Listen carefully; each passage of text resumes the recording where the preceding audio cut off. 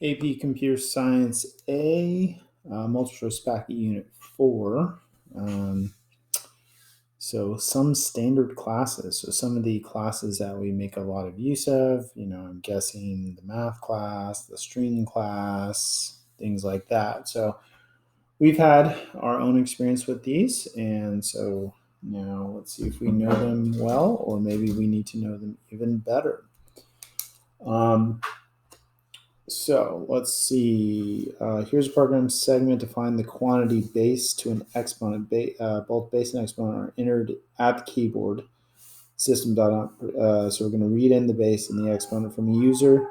It says code to find power, which equals base to exponent.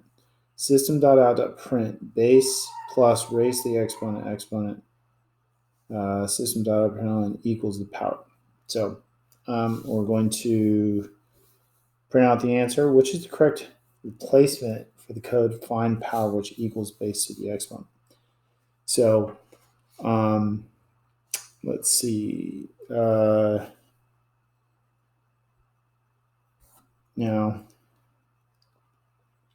these are both going to be doubles. They're being read in. So they created a variable called power, and then math m equals new math object. And then we're going to take the math object and run the power method on it. So this is kind of weird. I don't think we've ever, in our own experience, created a math object, even though we've used math dot methods quite a bit.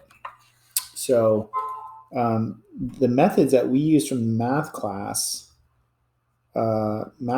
methods are static. Math class methods are static, and so we don't actually create a math object to run them on, right? We don't make math objects. We instead we just call the name of the class math.pow, and then we would put base and exponent in here. So this first one is wrong. We don't create a math object. The next one, double power, math.power base exponent. That one looks good. So I think that one looks perfect. The next one creates power, math.pow base comma exponent. Now here's the trouble here. They made this an int, and you're not going to be able to put a double into an int. Java's not going to let you. So it's got to be 2 only. Okay, let's see, next one. Consider the square root method defined below. So math, it gives you a double. It takes a double. D is a real number such that D is greater than or equal to 0, returns double whose value. So D has to be positive or equal to 0. Now, even though it says it wants a double, you could give it an int, and it'll be fine with that. Okay? You can put ints into doubles. Can't put doubles into ints, which we tried to do up here. So which implementation code satisfies the post condition? So double x equals D double value. Now, by the way, this capital D is the double class. It's not even a primitive. It's capital D, so it's a class. They call it a wrapper class. So this is actually a double object, and really it's just kind of a skeleton to hold a primitive, but then allow you to treat it like an object, which is helpful.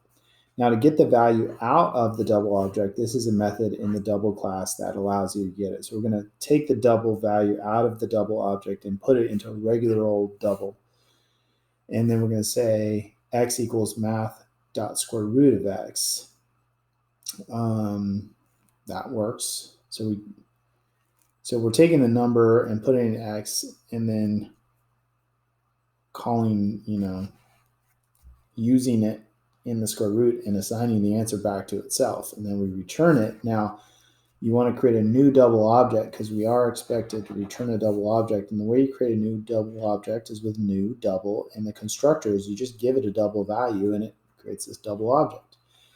2 says return new double math dot square root D dot double value, Okay, so this pretty much looks like it's the same thing as the last one, but all condensed into one line of code, right? We're getting the double value out of it. We're putting it in the math.square root.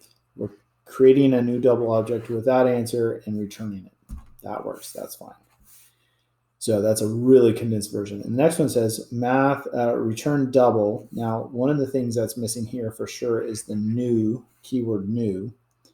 And I think that's really the only thing. This is exactly like the previous one, but it doesn't have the word new. You're creating a new object. You need the keyword new. So it's going to be 1 and 2 only. Okay.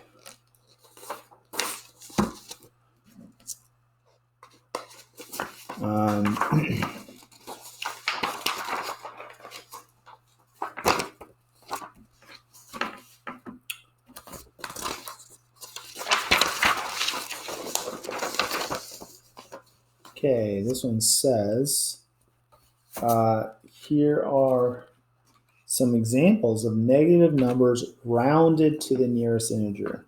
Okay, so you guys know how to round. These are actual. If you have negative 3.5, it gets rounded up to negative 4. Negative 8.97 is negative 9. Negative 5 is just negative 5. Negative 2.487 is closer to negative 2 than negative 3, right? So rounding always goes to the number it's closest to. And 0.5 is that borderline, which always goes up to the next value.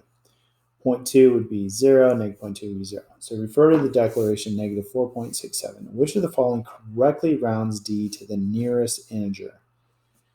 Now, let's see. So we create a variable called rounded, and we do math.absolute. So that gives the absolute value. That doesn't do any rounding. All right. This one does math.random. I don't think we want to do math.random. We're not trying to create a new number. This one takes 0.5 away and casts it. Okay, now we know that the answer should be negative 5. That's what the answer should be, right?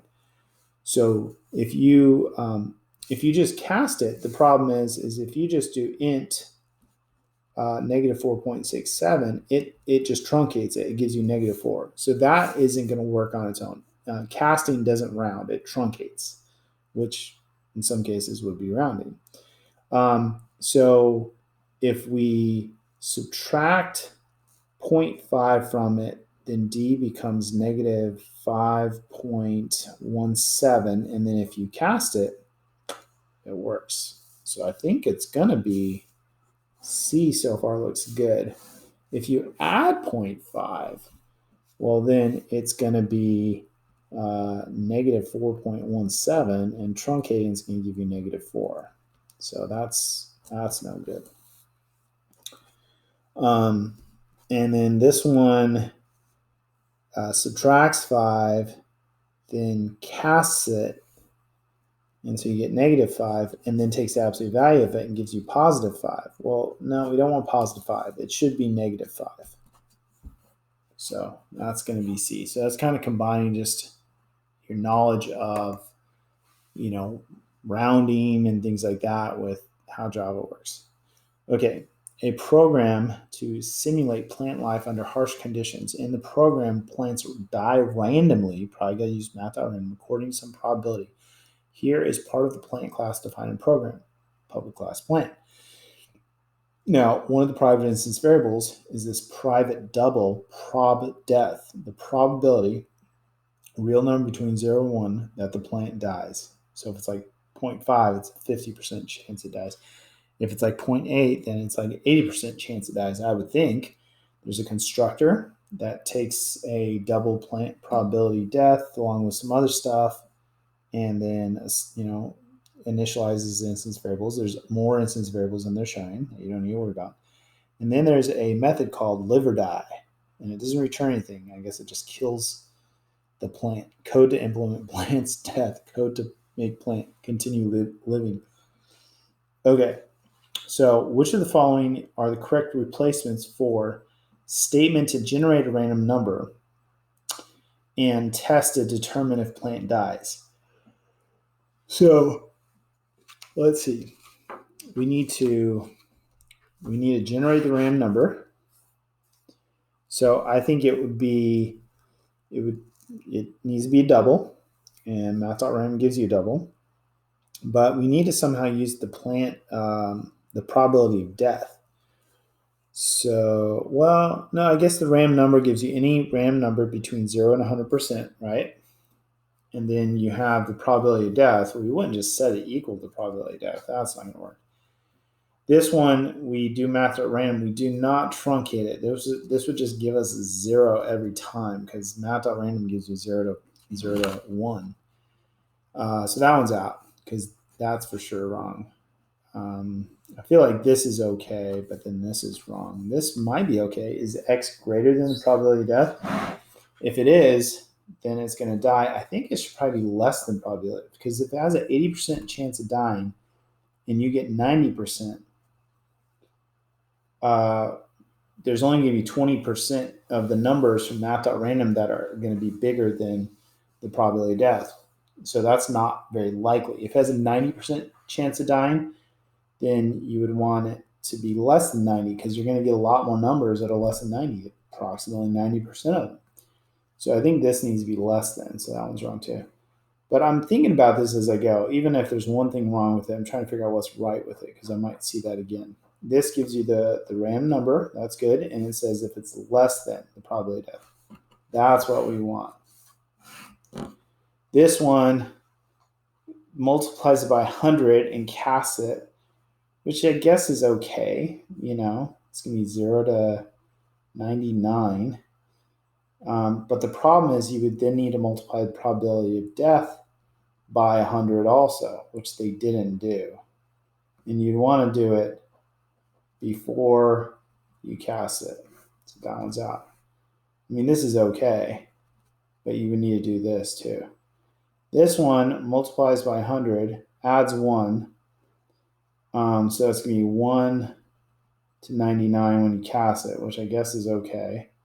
So it's almost the same as the last one. But again, you need to multiply this by 100 to make sure that, because by the way, int probability of death is going to give you a 0 every single time, right? This is just going to give you a 0 every single time. So you got to multiply by 100 and then cast it. So those aren't going to work, but C is the one that's going to work. All right. See, number 5.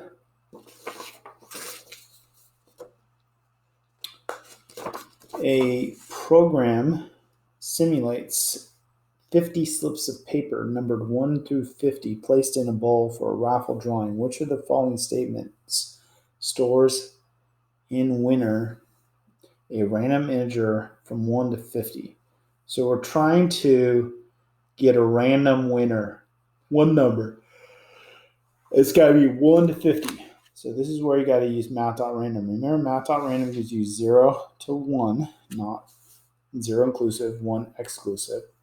If you multiply by 50, you're going to have 0 to 49, right? And then if you add 1, now it's going to get cast, and then you add 1, so it's going to be 1 to 50. So that one looks good. I'm kind of looking at B as the right answer.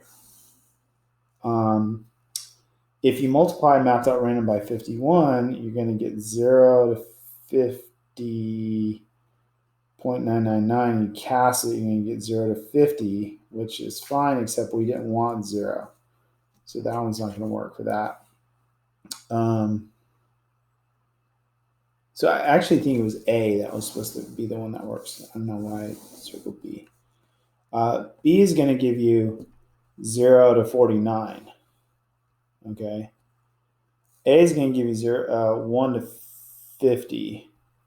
B is going to give you 0 to 49. C is going to give you 0 to 50. D is going to give you 0 to 50, and that's going to be 1 to 51. So that's no good. And then this one's going to give you 0 to 48, and then you add 1, and it's going to be 1 to 49. So that's no good. So it's going to pay off understanding math.random. Okay, so it's A. I was thinking A, I was looking at A when I decided to treat it like it was B, but all these other guys are no good. Okay. 6, consider code segment integer. This is the integer object. It's not like an integer. And the way you create one is by putting integer into the constructor for the integer class, new int. And there's more code. Which of the following replaces with more code correctly sets I to have an integer value of 25? Well, I could equal, that's not going to give it an integer, lowercase integer value of 25. Well, I don't know. Yeah, okay, never mind. So I is an integer object, so you could just create a new integer object. You could, let's see, int value is this is not a setter. So that's not going to work. This is a getter. So that just doesn't make sense. And or you can make a new one with a different variable and then assign it. That should work. So 1 and 3 only. So I don't know if there's a way in the integer class to replace the value like a setter, but all the solutions that worked on this one were just like creating a new one and assigning it. Okay, number 7, consider these declarations: integer in object, new integer 3, object. Object, by the way, is the highest, most common. Everything is a object of some kind. Now, if you make the reference of the type object, but then you can make it more specific. Integers are objects.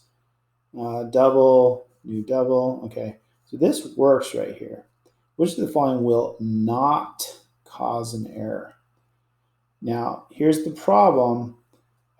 Even though this is an integer object, its reference is a more generic type, which is potentially going to be a problem. Okay, so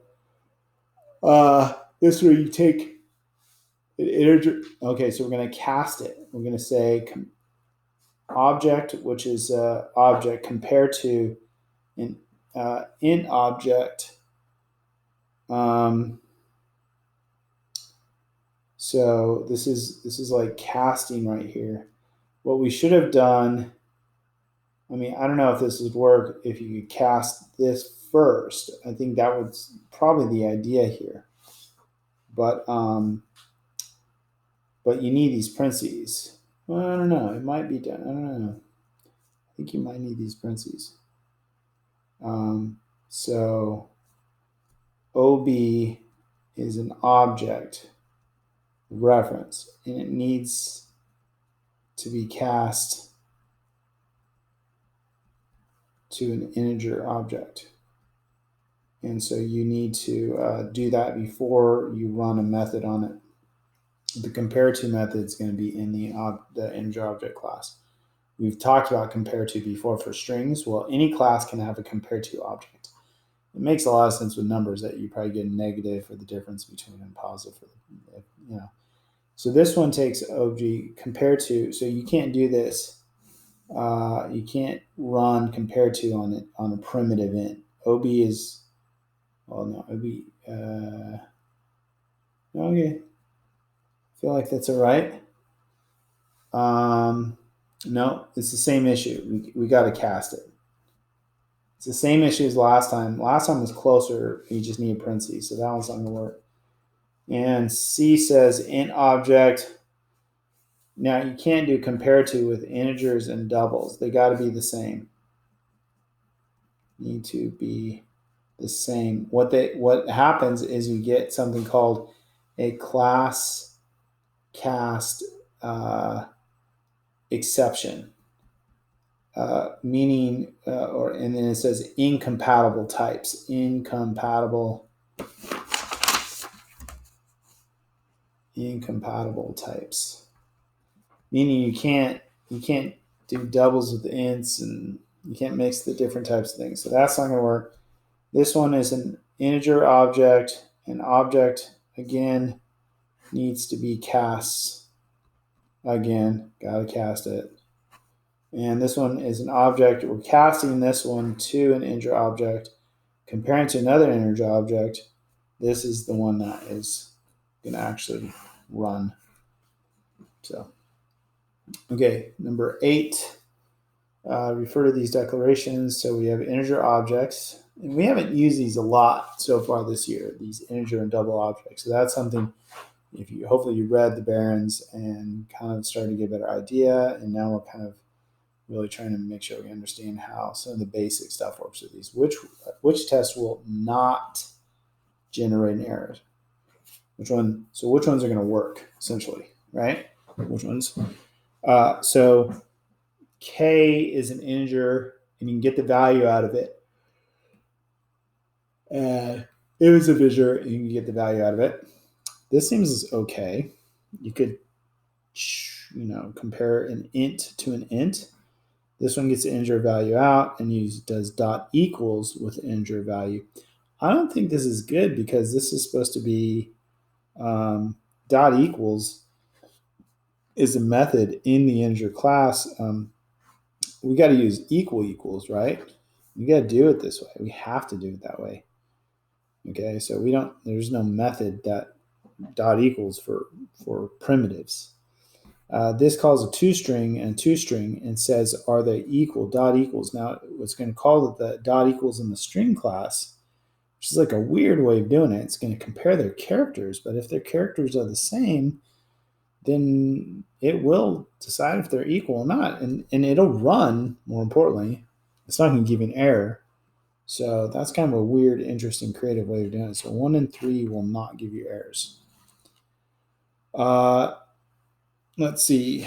Number 9, consider the code fragment object, just a generic object reference, but it is more specifically, it is an integer object. The reference, though, isn't as specific of a type yet. Okay. System.out. Now we're going to cast it to a string. What will output as a result of running the fragment? Well, this is going to use probably, I don't know if it's going to use like the toString of this. I don't think you can just make any object into a string. Okay, even if it has a toString, that's a totally separate issue. But to cast it to a string, I just don't think that's going to work. Cast class exception. It's not going to work. It's not arithmetic. Arithmetic's like division by 0 or something with math, so it's definitely not that. It's not going to be 9 or even character 9 or even the word 9. That's for sure not going to happen. If it was actually changed to a string, it would be that in the quotations. So, I mean, I would be like, well, maybe it all works out great. Then D would be the answer if everything kind of worked perfectly. But you can't change objects to strings like that. Now, I don't know if in the integer class they do. You could maybe use the toString. Maybe that would work if it had a toString that did that.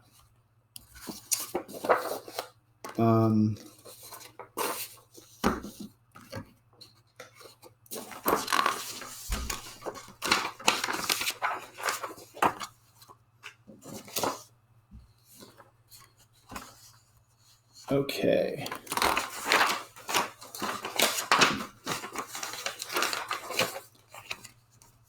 So consider these declarations: string new string crab, which is totally fine, and the string 3 is going to reference the same thing. Now, strings are objects, so this is where we could draw a little picture: string and crab. So S1 is a string object referencing that string. String 2 makes a whole new one. It looks the same, but it makes a totally separate one, crab. And it's like a copy. They didn't say, if they said S2 equals S1, well, then S2 would be here. S3 equals S1. So S3 is pointing to this object, referencing that object. So that's a picture of what we have so far. Okay, which expression involving these strings evaluates to true? Now, if you do S1 equals S2, that's not comparing what's inside of them. The double equals is comparing their references, and this is not going to be true. Almost, yeah. So they're referring to a different object. If it said S1 equals S2, okay, well, that would work. Now, if you use the dot equals method, this is in the string class, right? In the string class, the dot equals method would say, yeah, these guys are the same. And yeah, these guys are the same. And so 2 and 3 are going to give you true. 1 isn't going to give you an error. It's just not going to, it's evaluating like memory location, comparing memory locations of these two strings that are the same string, but they're different variables, different places in memory. Suppose that str tomato, str lowercase, strb lowercase, strc Tom, given that A comes before A in dictionary order, which is true. Now, the compare to method gives you lowercase is before uppercase, right? In the Unicode, list of characters. So we've been using compare to recently, and so hopefully you guys have a good grasp on that, because that's going to make a difference here. Now we're not so concerned about what exact number compare to gives us when we do these, but whether it's positive or negative. So I think on here I'm going to write a bunch of stuff. So this one is capital tomato, right? Capital tomato, and then and this is lowercase tomato, and it says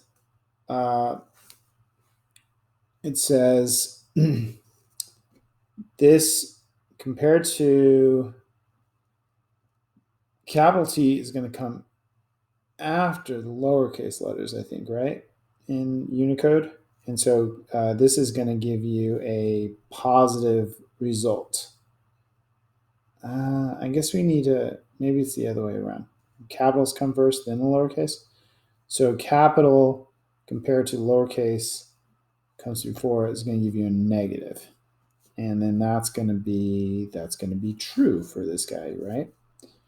This is like those problems I was doing in a previous unit. Now string B, tomato, lowercase, to string C, which is Tom.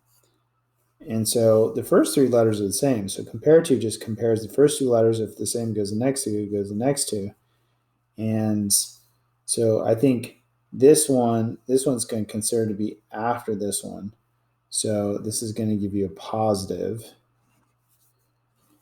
And that's going to make this whole thing false. And then the whole thing together is going to be false, right? Because it's compound, because the ands. Now the next one, string B is lowercase tomato, and string A is uppercase tomato. And capitals come before lowercase. So this is going to be compared to this location. Tomato comes after, so that gives you a positive, which makes this false. And then string C is lowercase Tom compared to string A, which is capital tomato. And so it's really just the first two letters that matter this time, because they're not the same. Lowercase happens after this, so this is going to give you a positive, which is going to be false. And since they're both false, the whole thing is going to be false. So that one's out. String C, lowercase tomato. String A is uppercase tomato. And so lowercase comes after this. Is going to give you a positive, which is going to give you false. And by the way, short circuit evaluation, which Java does, which is handy, who cares about the next one? Because they got to both be true to be true. So I know this is already false. I mean, you could do it if you want. You could look at it. string A is capital tomato, and string B is lowercase tomato. And this comes before this, so it's going to give you a negative. And so this one ends up being true, but it just doesn't matter. Okay, next one has these knots in front. Now they're in front of just this part right here, right? So string A equals string B. Dot equals. Are A and B the exact same? No. So if they're not equal, this is going to be false. But then not false is going to be true. So this whole thing is going to be true. And in string C, which is lowercase tom, string B, which is lowercase tomato. And so this should come before this. So this comes before this, will give you negative, and that's going to be true. And the whole thing's going to be true. So I think the answer is D. I could just check this last one. String A equals it. This is going to be false. This is going to be true. It's and C. C is lowercase tom. String A is capital tomato. So this should come before, or capital should come from. So this should come afterwards. So this is going to be a positive, which is false. And since they both have to be true, and only one's true, you're going to get false. But it's D. Ooh, that took a lot of effort, but that's how I would do it. Okay, so you got to know how compared to works. Okay, this question refers to the following declaration. String line, some more silly stuff on strings. Words are separated by a single space. What string will str refer to after execution of the following? What string will string refer to after? Okay. So it says index of. Now in the string class, there's a method called index of, and it returns the location, the first location of that letter. So even though there's multiple ends, it's going to give you this one, 0, 1, 2. It's going to give you 2. This is going to equal 2. And then string str line substring says, okay, let's take 10 to 15. So let's figure this out. 0, 1, 2, 3, 4, 5, 6, 7, 8, 9, 10. Okay. So even the spaces count as a character. So this is going to take from 10, 11, 12, 13, 14, 15. And remember, substring takes up until the spot before this. So this is just going to be silly, no extra space. And then you can do substring from 25. Okay, well, 15, 16, 17, 18, 19, 20, 21, 22, 23, 24, 25 is the beginning of that letter. So we're going to start at 25 and go to 25 plus x, which we know is 2. So we're going to go to 27, 26, 27. But remember, it only goes up to the number right before this one. So it's just going to be 25 and 26, which is just going to be ST. And so it's going to just put these together, and it's going to be silly ST. Silly ST. Silly ST. There it is. All the other ones are for people who don't understand. They think that second number actually is included, the letter that's there. Those are the people that would pick this. This one's like they messed it up here, but didn't mess up here. This one's they messed up here, but not there. It's like a combo. And then this one, I just don't even know what this one is. Oh, this one's for the people who thought the last M was the one that index of picks. Okay, 13. So yeah, just remember on substring, it doesn't include the last spot. It includes up to the last spot. Okay, 13. A program has a string variable full name that stores a first name followed by space followed by last name. So it's one string with first last name with space in between. There are no spaces in either the first or last names. Here are some examples of full names: Anthony Coppola, Jimmy Carell, Tommy Dwyer. Consider this code segment that extracts the last name from a full name and stores it in the last name with surrounding blanks. So here we're trying to find the last name, pull it out of the full name.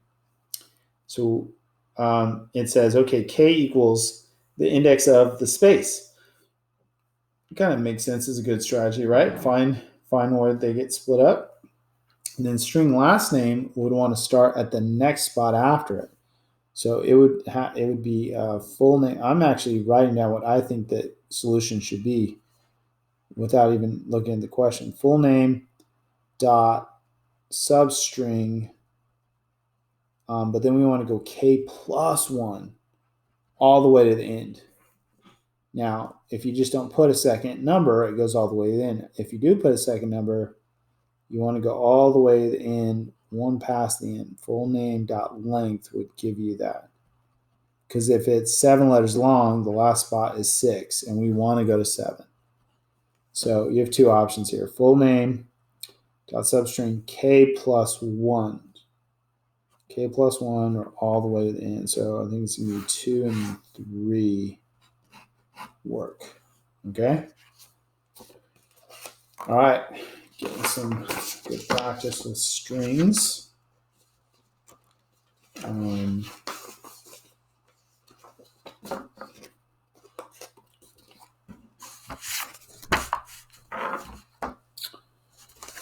Okay, let's see. Okay, let's see. How many problems are in this? 22. Yeah, we'll do a couple more and then break up the video. Okay, one of the rules of converting English to Pig Latin states, if a word begins with a consonant, move the consonant to the end of the word and add a. Thus, dog becomes ogde and crisp becomes risk-k. Suppose S is a string containing an English word that begins with a consonant. Which of the following creates the correct corresponding word in Pig Latin, assuming declarations? So we're trying to figure out how to convert it to Pig Latin. Now, we're creating the A string because we might add that to the end, right? And then pig string is this new string. Now, the string S is is already there. So we want to take the last letter, the first letter, and put it at the end, and then put AY at, or let's see, Ogday, risk K. Okay, so we want to take the first letter, put it at the end, and then add AY on the end, right? So the first letter is 0 to 1, right? 0 to 1. So the first letter is S dot substring 0, 1. So we want to move this to the end, right? And then take everything else before that first, and then we want to add the AY on the end. So the first thing we want to do is get the second letter, which starts at, so second letter to the end is going to be S dot substring 1. And if you just do 1, that'll take it. Or you could do comma S dot length. That would work. Okay, and then we're going to add this afterwards. So you got to build it. You got to build it from the beginning to end. So S dot substring, no, I think that should be a 1. So I think this looks good. And then we add the first letter, except this should be a 1. So that one's out. And then A string. This one starts at 0. It should start with 1, and it ends at length -1. It should be that. So that one's out. This looks good, though. That looks good. Okay, this one does S. Nope, not S -1. So that one's wrong. And this one's wrong also because it should be 0, 1. This looks good. This looks good. And that looks good. That's going to be the one that does it. So 15. This question refers to the get string method shown below. Method public static string get string S string 1, string S2, index. It's looking for where does S2 show up in S1? Where's the whole string? Give me the location in the first place. And then returns S.1 substring index, where that is, to index plus S2 dot length. So it's looking for this string, and then it seems like it's just pulling it out and returning that string. So essentially it should return S2. What is true about getString? It may return a string that is equal to S2. I would say, yeah, that's kind of the basic idea. It might have no characters in common with S2, because what happens is if this isn't in the string, it's going to give you a -1. And that's going to cause an error, right? So that's the possibility that it might give you like an error, string index out of bounds error exception. It could be exactly equal to S1, because what if they're the exact same word? It could be that, right? It may return that. But 2 is a possibility. 2 is a possibility, because what if, well, no, it's not going to return no characters in common. It's going to return an error, which is different. So I think we're going to go with 1 and 3 only. Okay.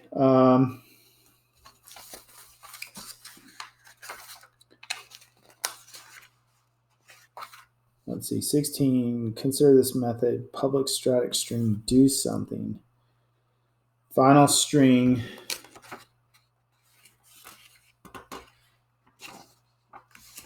Trying to see if I think we could actually pull this off. No. I don't think I'm going to try to. Okay.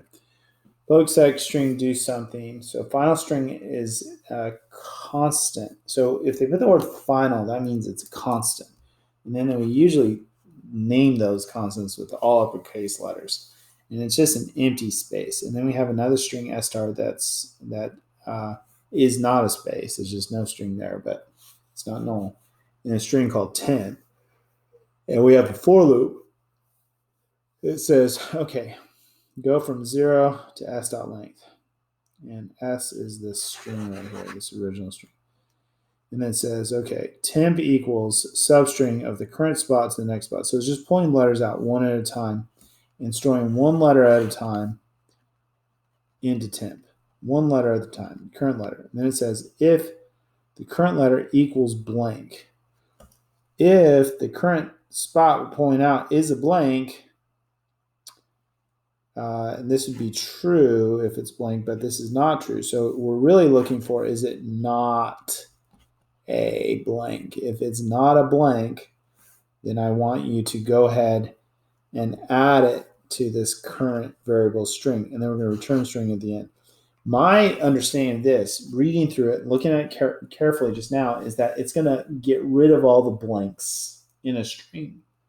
Which of the following is the most precise description of what do something does? It returns s unchanged. No.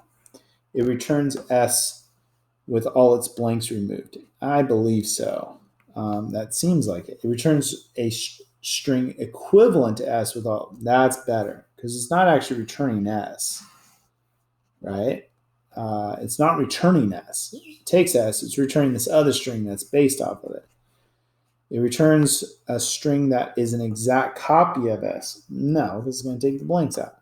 It returns a string that contains s.length blanks. No, it's not adding blanks. What it's doing is pulling the blanks out and assigning that new version to a different string.